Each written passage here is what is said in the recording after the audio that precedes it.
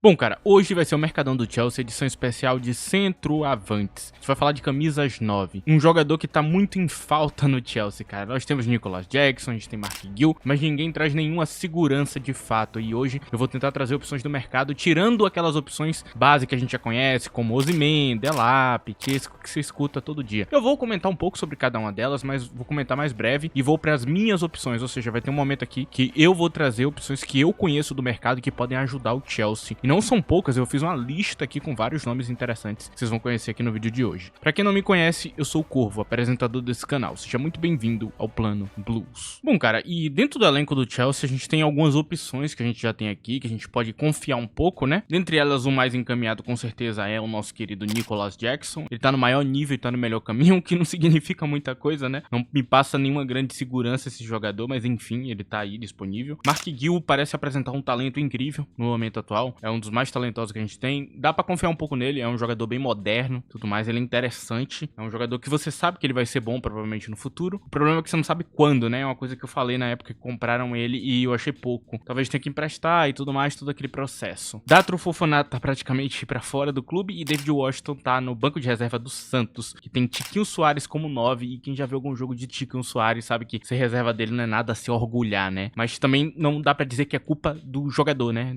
ele não se escolhe pra campo. Eu particularmente, do pouco que eu vi do Santos, né, nessa temporada, eu notei que David Washington parece bem melhor pra se ter em campo do que Tiquinho, enfim. E aí tem a questão do problema com falso 9 de Enzo Maresca, então a gente não pode escolher um falso 9 do mercado. Por exemplo, se tivesse um Gabriel Jesus disponível por um preço muito bom, a gente não poderia contratar, porque o nosso treinador é muito limitado na questão do camisa 9. E é bem esquisito, pra ser bastante sincero com vocês, ok? Eu não tenho uma explicação lógica pra vocês, pra dizer, tipo, por que o nosso treinador guardiolista não consegue usar um falso 9? Não tem. Acho isso muito esquisito, com toda a sinceridade do mundo, não entendo por que as coisas são assim com esse treinador. Tem a ver também com a rigidez tática dele, ele não muda muito o time, ele quer que as peças sempre façam a mesma coisa e tudo mais, o que não é muito comum, né? Os treinadores guardiolistas, eles usam princípios que eles têm que seguir, mas eles alteram um pouco a ideia, pode fazer um ponta, jogar mais por dentro, usar um 9 falso, usar uma dupla de ataque, tem muitas formas de variar o sistema, fazer ele ficar até um pouco mais direto, mas esse treinador específico não tem. Aí a gente tem um caso aqui que é muito interessante que eu tenho que falar sobre essa janela, né? Que o Chelsea, nas outras janelas, ele perdeu um monte de oportunidade, cara. Assim, não são poucas as oportunidades que o Chelsea perdeu. O Chelsea conversou com o Marco Thuram na época que ele tava pra Inter de Milão. Ele parou na Inter de Milão, mesmo sem ter certeza se ele seria titular. Ele poderia ser titular absoluto aqui. Eu queria ele na época, eu achava Marco Thuram uma opção muito boa. Eu o acompanhei no Mönchengladbach, eu vi jogos dele lá, eu sabia que ele era um bom jogador. A gente tinha também Randal Kolo Muani, né, que poderia ter vindo pra cá. Era uma opção um pouquinho melhor, né, se a gente tivesse iniciado as conversas antes. Tinha o tal do Sihou Guirassy, né, que pra muitos torcedores do Chelsea ele era One Season Wonder, já provou que não, né, eu disse na época que não me parecia um One Season Wonder, ele tinha histórico na carreira, né, ele só jogou em clube pequeno, então é normal você não performar tanto em clube pequeno, mas estatisticamente falando, ele produzia algo muito parecido com a grande season dele, então não foi uma mudança drástica e absurda numa season só, né, ele simplesmente foi evoluindo até chegar nesse ponto, ele tá no auge da carreira atualmente, joga muito, a Champions League dele foi incrível e tudo mais, a gente perdeu a oportunidade, assim como muitos outros jogadores, eu poderia ficar listando aqui as oportunidades que o Chelsea teve pra pegar jogador de graça, jogador que era melhor da gente ter contratado, né?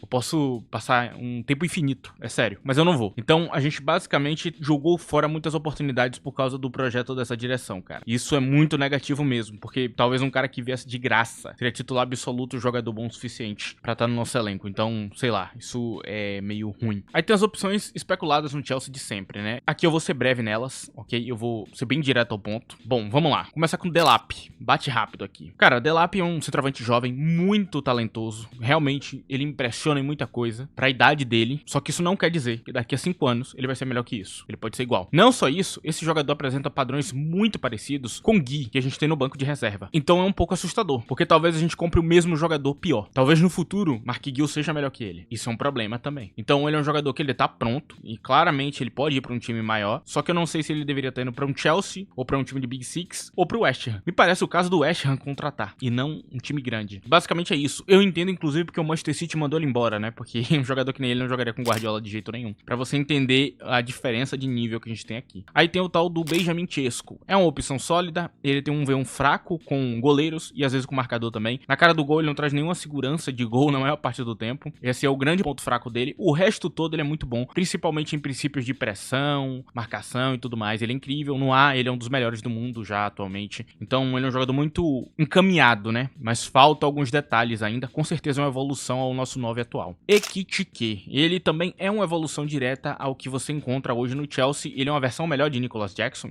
digamos assim. Ele tem mais técnica, ele tem mais habilidades. Ele faz tudo que Jackson faz melhor. Então esse é um resumo que você tem de Ekitike. Só que ele tem a mesma falha de Jackson. Ele é extremamente falho na cara do gol. Então não é seguro. Gyökeres, no momento atual eu não preciso nem argumentar o quanto o Gyökeres é bom. Não é comparável a outros jogadores da Liga Portugal. Ele é único. Ele é o cara que brilha demais ali. Ele foi muito bem na Champions League. Ele foi bem na Europa League. Não tem mais como você dizer que Gyökeres não é um grande jogador. Hoje ele é parte do mercado e provavelmente um time maior que o Chelsea vai contratar ele. A gente talvez não tenha chance nenhuma de contratar, porque vão dar um super salário a ele e a gente não tem como disputar com um time grande. Talvez até um PSG queira ele depois da Champions. Aí nós temos o tal do Victor Osimhen, cara. É um que tem um salário muito alto. Não sei se a direção vai querer abrir mão desse projeto pra dar um super salário ao Osimhen, até porque se der a ele esse salário, a galera vai querer ganhar mais quem tá em volta e joga melhor que ele, né? Digamos se Palmer faz uma temporada como o melhor e Osimhen ganha mais que ele vai pedir pra aumentar o salário dele, então é difícil demais. Com certeza é uma opção incrível aqui. Ele é melhor que Chesco em vários aspectos do jogo, com toda certeza. E tem coisas que eu prefiro em Chesco, né? Eu acho o Chesco mais moderno como jogador, mas não dá pra desperdiçar o Osimhen, cara. Ele é uma figura âncora perfeita. Então, apesar do encaixe dele com o treinador na questão criativa não ser o melhor, mas o que você ganha tendo ele em campo, acho que se paga, né? E tem também o tal do Emega, que é um Nicolas Jackson pior, então não considere esse jogador, cara. E é basicamente isso. Em resumo, é isso que a gente tem de opções que o Chelsea tem conversado. Agora a gente vai falar das opções que eu trouxe pra esse vídeo. Antes disso, vou pedir pra vocês que não esqueçam de deixar o like no vídeo, é muito importante. Se possível, também use a opção de hype aí. Se você tiver no smartphone, tu passa pro lado e me dá um hype gratuito. Esse vídeo vai chegar em mais pessoas. Eu agradeço se você fizer isso. E também se você quiser ter um contato maior comigo, me siga no Twitter,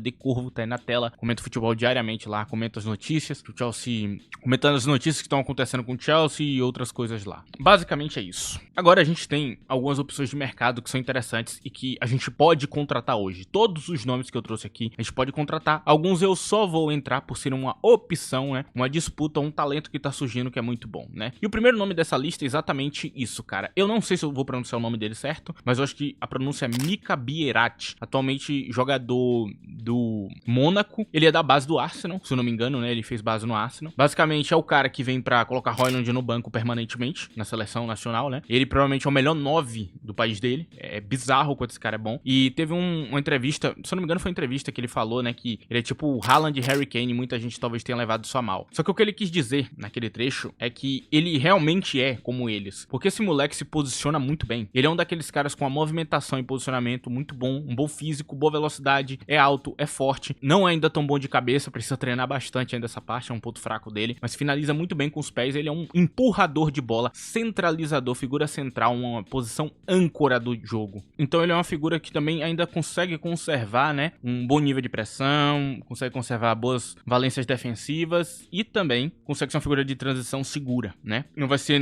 nada mágico, mas também não vai ficar matando o lance igual a Højlund. Então já é o suficiente. Ele é um cara que me impressiona muito pela idade e pelo que ele já faz em campo. Eu lembro há um tempinho atrás, antes dele chegar no Mônaco, que eu tinha visto um vídeo dele, né, jogando naquele outro clube dele, e eu fiquei impressionado, assim, eu achei, pô, esse cara se movimenta bem, mano, parece um bom jogador. E aí ele entrou no Mônaco, e quem viu as partidas dessa temporada, ele meteu um hat-trick, o cara tá jogando muito, tá no momento bom da carreira, é uma opção sólida, que é uma opção muito boa, assim como questão de scout, porque pode ser que esse cara seja um jogador ali de alto nível mesmo, talvez não seja um Haaland, mas seja um jogador muito bom. E realmente, quando ele disse que ele parecia, realmente, em questão de movimentação, assim, se disposicionar de marcador, ele é muito bom, cara, ele é muito inteligente, não sei como ele faz, mas ele faz acontecer. Aí também nós temos o tal do Nick Valtemode, ou Nick Valtemade, eu acho que talvez seja assim que pronuncia o nome dele, do Stuttgart, um homem alto pra caramba, que dribla de maneira interessante, né? É um jogador estranho, ele parece ser meio franzino, às vezes, mas ele é muito alto, então, normalmente quando você tem esses caras altos assim, eles parecem franzinos, mas não são. Quando tu tromba um cara alto, tu percebe o quão forte ele é, tá ligado? É um cara interessante também que tá surgindo. Começou a temporada meio meia boca, assim como muito jogador que tá no nível ainda saindo da base pro profissional, né? Ele começou de maneira estranha, mas foi ganhando forma a cada minuto que foi passando a temporada. Ele foi ganhando força ali como jogador e ele tá virando meio que o 9 do Stuttgart atualmente. Ele lembra muito Timo Werner como jogador, cara. Ele lembra as valências de Werner. Esse aqui é uma figura extremamente criativa, feita pra jogo moderno, com poder ali de drible que impressiona pela altura que ele tem. Ele realmente é muito, muito, muito interessante como jogador. E eu ainda não sei se ele vai ser um segundo atacante ou 9, mas tudo me indica que ele tá virando 9. Assim como o Werner. Werner, né? Então, ele é um Werner New Generation, digamos assim. Só que ele finaliza bem. É o que assusta, né? É o que muda, inclusive, né?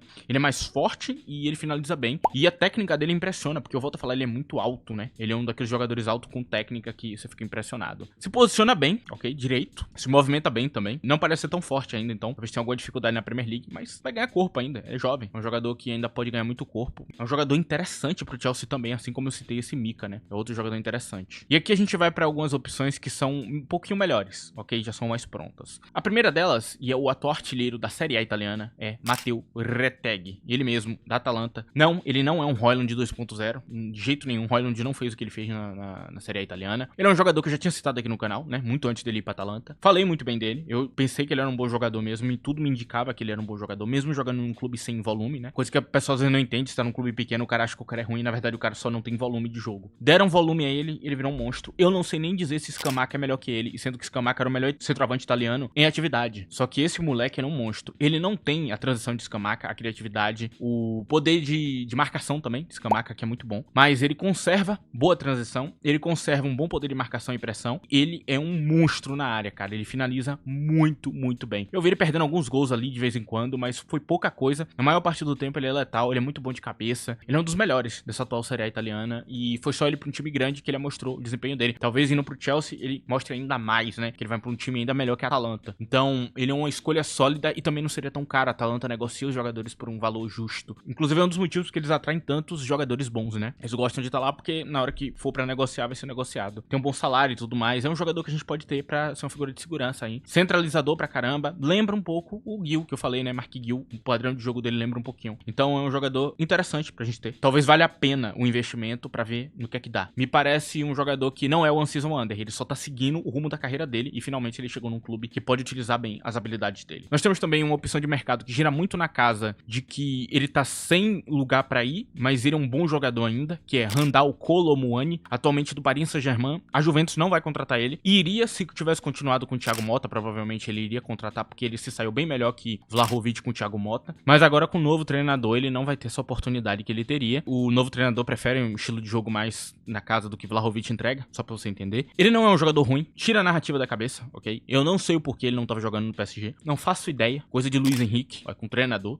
talvez não goste dele, não gostou do jeito que ele encarava o jogo, não gostou talvez dos treinos dele, achou que não é legal. Talvez a ideia do jogador não combinou com o treinador, que vai pedir coisas a ele que ele não quis entregar e tudo mais, enfim. Não vou entrar em detalhes, mas ele é uma ótima opção pro Chelsea. Ele não é um jogador ruim, inclusive quando ele entrava pelo PSG ele não jogava mal. Eu assisti jogos dele, ele não jogava mal. Assisti jogo dele na Juventus, não jogava mal também, um jogador excelente, ajudou muito a Juventus nesse período. Não foi o suficiente, mas pra um jogador que tá vindo, ele realmente entregou alguma coisa. Ele, inclusive, eu diria aqui, pra você que tem dúvidas sobre o Kolo Muani, o que é que ele é? Ele é uma versão melhor de Hugo Ekitike. Você gosta de Ekitike? Você acha ele bom? O Kolo Muani era muito melhor que ele, ok? Ele é uma versão melhor de Ekitike. Ele entrega mais que Ekitike. Inclusive, o Frankfurt sabia que perdendo ele, tinha que achar um cara que conseguisse substituir ele. Então foi atrás de Ekitike, né? E aí, cara, ele é uma das opções que a gente vai ter. É uma opção boa. Ele vai ter que reduzir o salário. Só isso. O que não é difícil, né? Porque ele sabe que saindo do PSG ele vai ter que reduzir salário. Só o PSG ia querer pagar o salário que ele tem hoje. Eu não acho que ele vai encrencar muito com isso, não. Parece ser um cara que quer jogar. Ele quer estar em campo. E aí nós temos uma opção que também é muito legal, que é Victor Boniface. Ele mesmo, lembrando, Xabi Alonso vai pro Real Madrid. Já tá confirmado. Vai ter uma debandada massiva de jogadores. Não importa quem vai assumir o Bayer Leverkusen. Vai ter uma galera que vai pedir pra sair. E, inclusive, dizem que os dois centroavantes atual do Bayer Leverkusen querem sair. Dizem que o Chelsea tinha interesse no tal do Patrick Schick, que eu não acho uma boa escolha pela idade e tudo mais. Não tem nada a ver com o nosso projeto. E, principalmente, não é um jogador que seja melhor que Boniface. O que eu acho de Schick é que ele jogou uma melhor temporada. Os dois estão jogando bem, então são dois jogadores bons e não um melhor que o outro. E Boniface, cara, ele é uma evolução direta ao que a gente tem hoje. Ele é mais forte, ele é mais rápido, ele tem uma transição muito consistente, ele não mata lance, né? Ele é um jogador que sabe fazer um lance acontecer. Inclusive, ele é um tormento pra marcador, porque ele é muito forte. Ele empurra qualquer marcador como se fosse uma criança. Ele é um cara, assim, absurdo, um monstro no ar também. Não dá pra ganhar duelo aéreo, não dá pra ganhar duelo no chão. A gente tá contratando um cara forte, um cara físico e que conserva um futebol criativo, um futebol de transição moderno. Então ele é muito criativo pra um cara do estilo de jogo dele. Ele lembra muito Romelu Lukaku. É como se fosse um Lukaku melhor, digamos assim, pela idade, é claro, que o Lukaku com essa idade não jogava desse jeito. Então tem a carinha de que esse cara vai ser um grande centroavante do futebol. Eu não pensei que ele ia evoluir tão rápido, mas ele evoluiu, o que me assustou. Porque a grande questão que ele tinha era a finalização dele, era muito falha. Ele perdia muito gol, ok? Eu acompanhei o Bayer Leverkusen, ele perdia muito gol. Não era gol simples não, era gol assim na cara mesmo. E nessa temporada ele melhorou, né? Nos jogos que eu vi dele, ele fez o papel dele direito, quando teve a oportunidade marcou. Muito interessante. É claro que ele não é a figura âncora bizarra que é Schick, né? Mas Schick não tem a criatividade dele, Schick não tem pressão e a força física que ele tem. Então, Schick tava mais ali pra um cara de movimentação que chegava na cara do gol e fazia uns gols improváveis. Jogou uma temporada assim, melhor até que Haaland, digamos assim. É incrível a temporada de Schick. Surpreendente, né? Porque na outra ele não tava fazendo muita coisa. Mas eu não sei se isso tem consistência, né? Schick é um jogador que às vezes em uma temporada ele joga bem, aí duas ruim, aí uma bem, duas ruim. Não sei o que esperar. Então não vale a pena. Aí nós temos, por último, essa aqui é cara. Uma opção cara.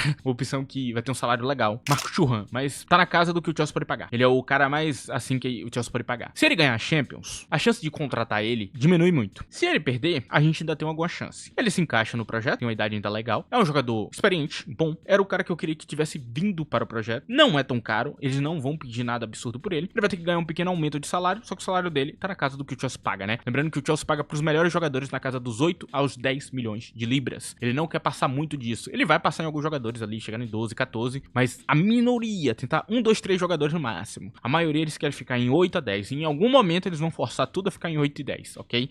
Então é o objetivo do projeto. Ele se encaixa, é um jogador que eu não preciso falar pra vocês que esse cara é bom, né? Quem acompanha a Champions League já notou. Se a Inter tá na final é muito por causa dele. Ele é incrível. Evoluiu muito da época do Mönchengladbach. Ele era um cara que era muito engraçado, né? Pra quem acompanhou de verdade sabe do que eu tô falando aqui. Ele perdia um monte de gol fácil e acertava uns gols improváveis. E você ficava, cara, que porra é essa? É bizarro, cara, como ele era esquisito como jogador. Porque tinha uns gols fáceis assim que você ficava tipo, mano, como é que esse cara perdeu isso? E aí, do nada, ele metia uma bica absurda e era um golaço, um gol de cabeça difícil. Era incrível. Assim, era incrível você ver Thuram jogando. E hoje, ele é melhor que isso. Porque agora ele tá deixando de perder os gols fáceis e continua fazendo gols difíceis. A técnica dele no terço final e a coisa dele lidar com o V1 com o marcador dá uma aula ao que é Benjamin Sesko hoje. É uma aula. Porque ele é um monstro com o marcador. Ele é um monstro com o goleiro na cara do gol. Ele dribla qualquer um. Ele sabe exatamente o que ele tem que fazer. Então, é um cara que pra terço final, pra você acionar em velocidade ali como a gente aciona Jackson, ele é uma opção sólida pra caramba. Ele provavelmente é uma opção melhor que a gente tem hoje. Então, ele é uma das melhores opções que a gente tem aqui. Aqui eu vou chegar nesse final e dar meu veredito. Qual a melhor opção que o Chelsea tem para a camisa 9, cara? E aqui eu falo, Victor Boniface é a nossa melhor opção. Ele não vai ser barato, assim como o Thuram não seria também, mas a gente tem um cara pro futuro. Hoje ele já tá no nível parecido com o Thuram, ele não tá muito distante não. Imagina no futuro, com a sensação que eu tenho que ele tá evoluindo a cada dia. Assim, não tem como eu vir aqui e mentir pra vocês e dizer que ele não é a melhor opção. Ele é, o Chelsea deveria correr atrás dele. Mas se vir um tal de Mika Bierati, eu já vou ficar muito feliz, porque esse moleque parece ser muito bom. Se vir um cara desse já ajuda bastante, né? Um retag, mas a melhor opção é Boniface mesmo. Enfim, e o Chelsea precisa se mover. O mercado tá acontecendo, não dá pra rolar o que rolou das últimas vezes, onde tá todo mundo contratando jogadores e o Chelsea fica parado com o mesmo 9 problemático que desde que o dia que ele veio eu falei que ele não servia pra ser titular. Era pra ser no máximo reserva. Insistir no erro é loucura, cara. É só mudar de opinião, é só tentar algo diferente. Esse é o recado final que eu dou. Então, não é falta de opção, ok? Se o Chelsea chegar no próximo mercado e contratar mais um moleque de 19 anos que não vai servir pra nada, não é falta de opção. Nesse vídeo você descobriu essas opções, eu trouxe elas pra vocês. Tá aqui. E se você gostou do vídeo, cara, não esqueça de ajudar ele de qualquer maneira que você conseguir. Like, compartilhamento, qualquer coisa que você queira fazer aqui pra ajudar o vídeo, pode ficar à vontade. Basicamente o vídeo de hoje é esse, eu espero que você tenha gostado das opções que eu trouxe e do vídeo. É isso, rapaziada, muito obrigado a presença de todos, a quem chegou até aqui e a quem ajudou o vídeo. Tchau!